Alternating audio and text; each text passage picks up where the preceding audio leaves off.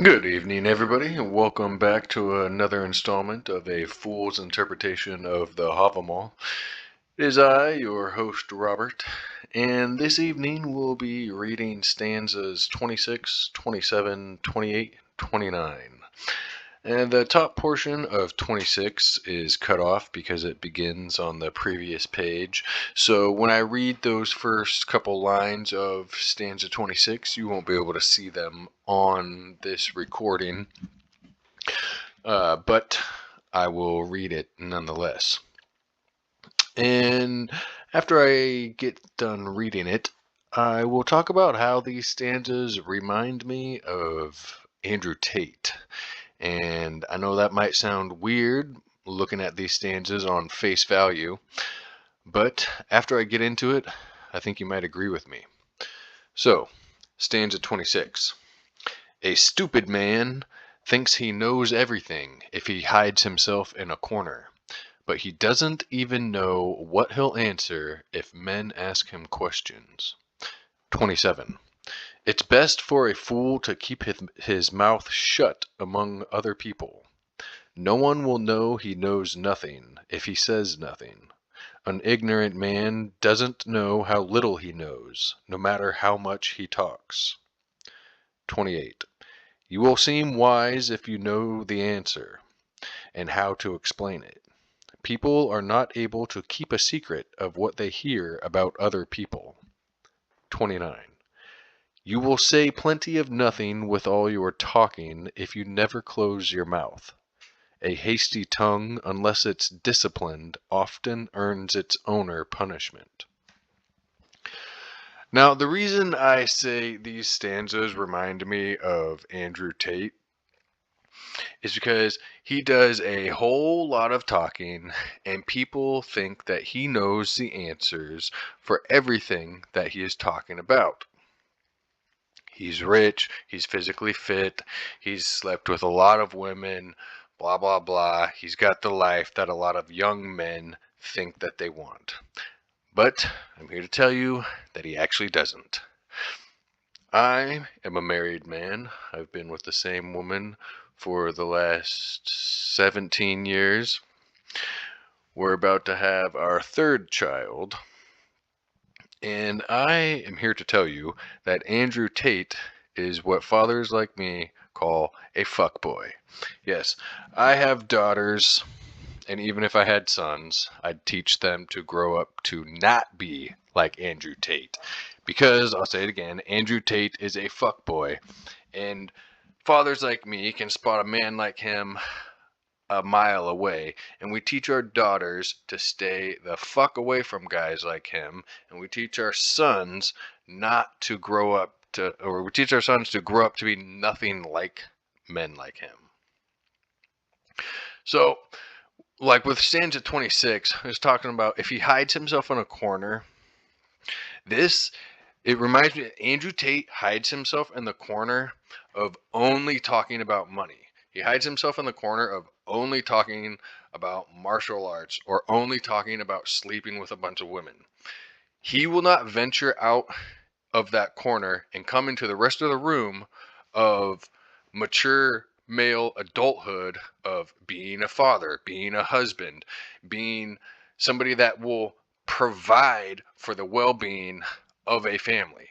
If he stepped out of his corner of martial arts and doing online social media and physical fitness, if he stepped out of that corner, he'd have nothing to say about the rest of the facts of life that the rest of us deal with. He'd have nothing to say about working a normal job. He'd have nothing to say about what to do when your toddler wakes up in the middle of night. He has no fucking idea because he's a fuckboy. Which leads into the next stanza. It's best for a fool to keep his mouth shut among other people. No one will know he knows nothing if he says nothing. This is why he says nothing about what a father should do when his 13-year-old daughter gets her heart broken for the first time because some, boy like dumps her or whatever in middle school or high school or whatever. He has no fucking idea of how to raise a young girl so she grows up to be an upstanding female. No, no, no. What he knows how to do with young girls is take advantage of them and turn them into internet whores. And and, and he tricks them, he uses them, he takes advantage of them. He's a fuckboy. And he has nothing to say if he ventures out of that corner that he has put himself into, if he was asked about the rest of the facts of life that a normal father, a normal man, a normal son has to deal with. Which leads into the next stanza, 28. You will seem wise if you know the answer and how to explain it. Oh yes, Andrew Tate knows. He seems wise because he knows if somebody talks to Andrew Tate knows how to explain the answer of how to fuck somebody up because he is a kickboxer. He's a world champion kickboxer. So when he's talking about physical fitness or martial arts or some dumbass talking shit and you got to work them over to put them back in their place, he seems wise because he knows what to say. But this guy has no idea what he would do. Andrew Tate has no idea what he would say if your child was assaulted sexually, if your child was raped, or if your child was murdered, or if your house was broken into, and you say something like that happened while you weren't there, because Andrew Tate has all the dumb bullshit to say about what he would do if I was there and that happened, blah blah blah blah. Yeah, okay. We got a million and one things that Andrew Tate says he would do if somebody were to start popping off, either trying to mug him or rob his house or blah blah blah.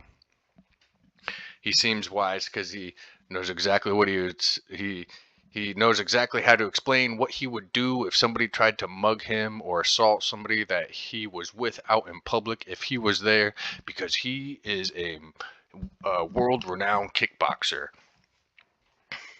But he has no idea what he would say about how to comfort a family member that was assaulted in some horrific way and you weren't there to protect them.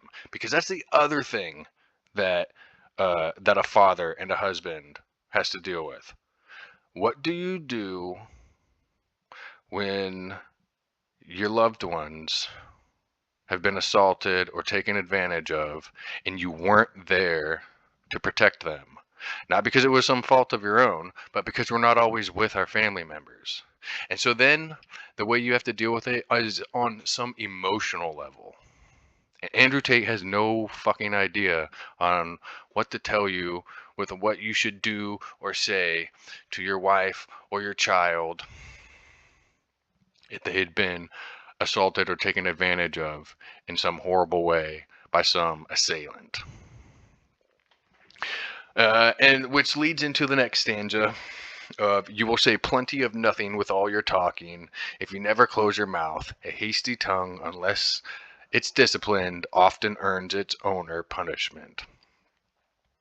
That's why people like me think and know that Andrew Tate is a fuckboy that has no idea what he's talking about when it comes to how to be a proper man in this world. He talks about not caring that he would go online on OnlyFans and be messaging men, acting like he's a woman, sexting with them so they will pay him money. He openly brags about this because he doesn't give a fuck. I'm making money. I'm making money by sexting these guys, making them think that I'm some woman. Bro, you're a fucking idiot. You are a fuckboy. You are a fuckboy that doesn't know shit about shit when it comes to being a proper father and a husband, and how you should conduct yourself in this world as a man. Well, that's basically all I have to say for tonight. because the last couple of days while I was reading these stanzas, I was thinking about what they kind of remind me of. The last couple of days, for some reason, these stanzas have been reminding me of Andrew Tate and how he keeps himself in a very specific corner so that it seems like he knows how to be a successful man in this world when he has nothing that a successful man should actually be striving for. He doesn't have a wife. He doesn't have a bunch of kids with that wife. He's not in a stable household with that family that he made with that wife. And he doesn't have kids that love him, like all of you guys out there that are dads. The best fucking feeling ever is when you come home from work and your kids are freaking out because now you're home. Oh my God, it's the best thing ever. Having kids freaking out saying, "Dad, Dad, Dad's home." Andrew Tate has no fucking idea what he's talking about when it comes to being an upstanding man in today's world. I'm gonna go get ready for bed because it's fucking late. Fuck that guy.